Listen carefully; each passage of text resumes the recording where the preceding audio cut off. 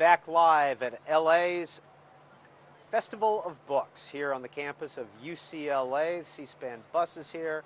Our call-in set is set outside Haynes Hall, where a lot of the panelists are being held.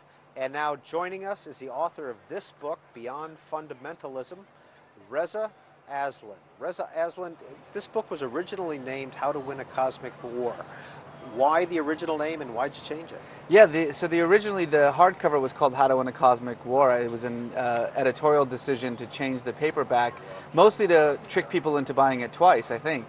But no, in reality, the book How to Win a Cosmic War came out before the Obama administration, and it was an argument about the problem of religious extremism and the way in which the language of our wars and our conflicts have become fused with the language of religion. And ultimately the argument of that book was it's time to put away the clash of civilizations, war on terror rhetoric. Well, President Obama came into power and he pretty much did exactly that. So when it was time to release the paperback of the book, I went in and wrote a sort of a post-Obama version of the book, one about how, okay, great, well, we've gotten one step now, we've taken care of the rhetoric. Now how do we deal with the nuts and bolts of religious extremism in the world?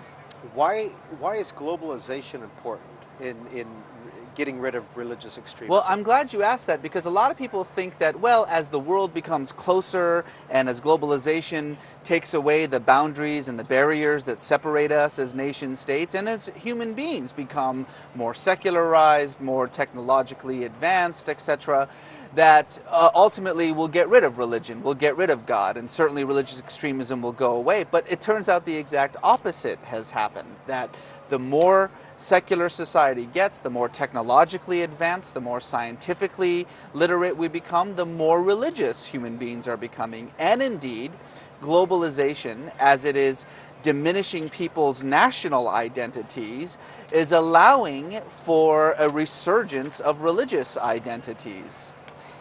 Are all religious views extreme? No, of course not.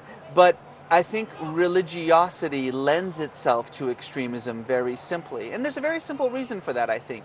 Religion is a powerful identity-forming mechanism.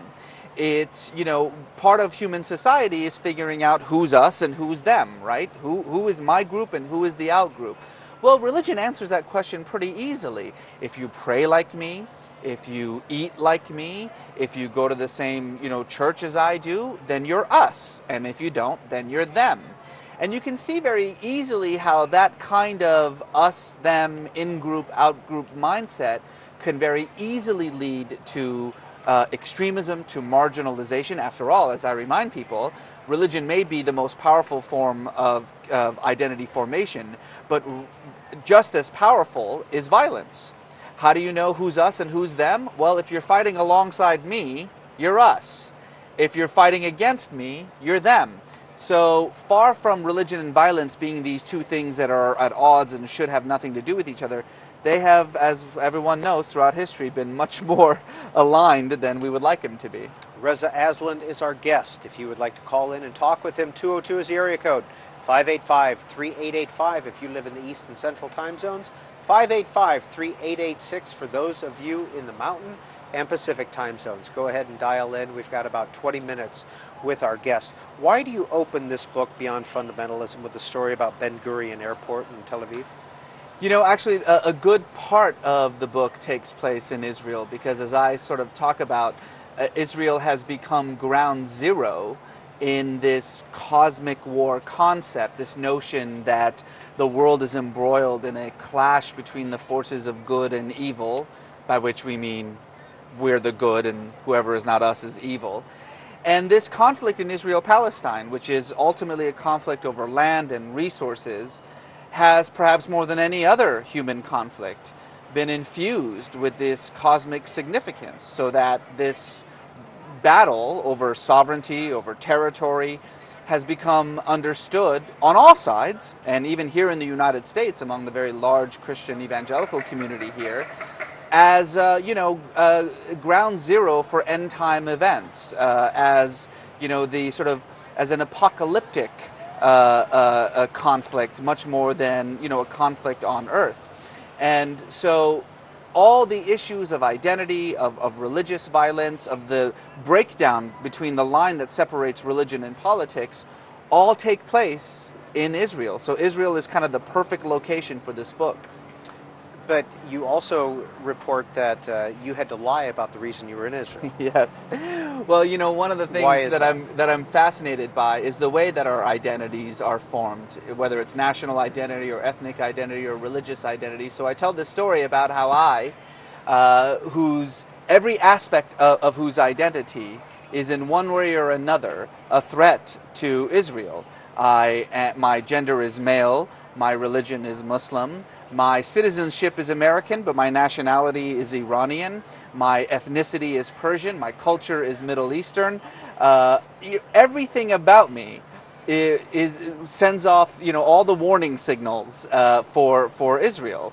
And so the experience of an Iranian American single man trying to get through Ben Gurion Airport in the 21st century is a reminder to everyone that despite the way that globalization has brought us closer and has diminished the boundaries that separate us as nations, as ethnicities, as people, as cultures, despite all of that, all you got to do is spend a few minutes trying to get through Ben Gurion Airport to remember that those divisions, those things that separate us, are still very much alive. So what's the conclusion of your book? The conclusion of the book is that religious extremism is something that's going to be with us. As long as people of faith exist, there will be those who will use religion, their faith, to express radical ideologies, even violent ideologies. The question is how do you deal with those groups? And the argument of the book is that the best way to deal with those groups is to simply not engage them at their level. This goes back to the war on terror comment that I was making earlier. If you declare war on a terrorist, guess what? He's not a terrorist anymore. He's now a soldier, which means that his terrorism is now considered war. So we legitimize groups like Al-Qaeda with our own religiously polarizing language. And I think the key to, going back to the original title, the key to winning a cosmic war is to refuse to fight in one in the first place. Reza Aslan, what do you do here in California? I do a lot in California, but I teach at the University of California, Riverside, a wonderful college about 70 miles southeast of where we are here at UCLA. I live here in Los Angeles, but I mostly write. Writing is my passion, and I do a little bit of work in the entertainment industry trying to create films that deal with topics about the Middle East. What do you teach? I teach creative writing. I'm in the creative writing department. I teach MFA students, both fiction and nonfiction.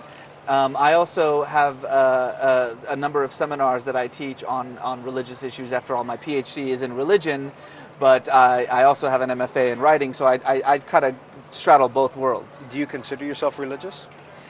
I consider myself a person of faith. I consider myself a Muslim insofar as the metaphors, the symbols of Islam, I find are the symbols that I am most comfortable with in trying to define my role in the world, my feelings of the sort of ineffable experience of the divine. You know, these are things that by definition are hard to put into words. And I really, as a scholar of religions, recognize that all religion really is a language. It's a set of words that, like any language, help us to communicate these ineffable experiences, not just to each other, but of course also to ourselves. And it's the language of Islam that makes the most sense to me. And why did you leave Iran in 1979? Well, I left Iran in 1979 along with a lot of other people as a direct result, of course, of the Iranian Revolution. My family, like so many families here in Los Angeles, or as those of Iranians, some 300,000 Iranians who live in Southern California refer to it, Tehrangeles. We here, most of us came in 1979, and frankly, most of us thought that we would be a very short trip, that we would be right back after the post-revolutionary chaos settled down. And unfortunately, many of us have found that it's become very difficult for us to go back to the country of our births. And in fact, the Shah's son, Reza Pahlavi, is here, isn't he? Well, yes, of course, the Shah's son is rich enough to be in many places at once. So he's here, he's in Paris, he's in Switzerland, he's all over the world. But he does have a pretty good-sized following, actually, here in Los Angeles. A lot of what we refer to as Pahlavists or monarchists still in L.A., still waiting for that throne to be reestablished.